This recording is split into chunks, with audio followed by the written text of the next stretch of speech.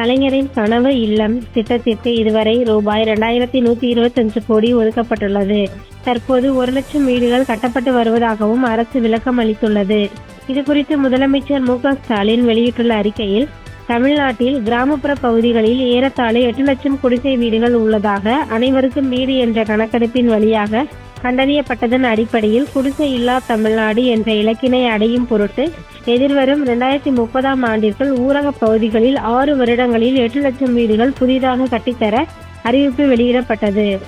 அதன்படி நடப்பு நிதியாண்டில் 2024-25 1 லட்சம் வீடுகள் கட்டுவதற்கு அனுமதி வழங்கப்பட்டு பணிகள் நடைபெற்று வருகின்றன. இத்திட்டத்தின் கீழ் கட்டப்படும் வீட்டின் பரப்பளவு சமையலறை உட்பட 360 சதுர அடியாகும்.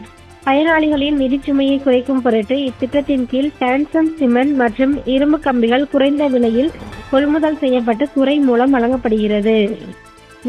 கலைஞரின் கனவு இல்லம் திட்டம் மக்களின் நல்ல வரவேற்பை பெற்றுள்ளது.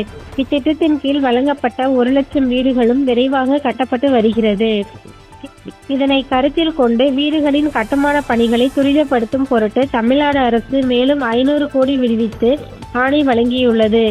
இந்நிதியாண்டிற்குள் அனைத்து வீடுகளும் கட்டி முடிக்கப்பட்டு மக்களின் பயன்பாட்டிற்கு கொண்டு வர தமிழ்நாடு அரசால் நடவடிக்கைகள் மேற்கொள்ளப்பட்டு வருகிறது. இவ்வாறு அதில் குறிப்பிட்டுள்ளது. மேலும் செய்திகளை அறிய தமிழ் மீடியா 360 சேனலை சப்ஸ்கிரைப் பண்ணுங்க.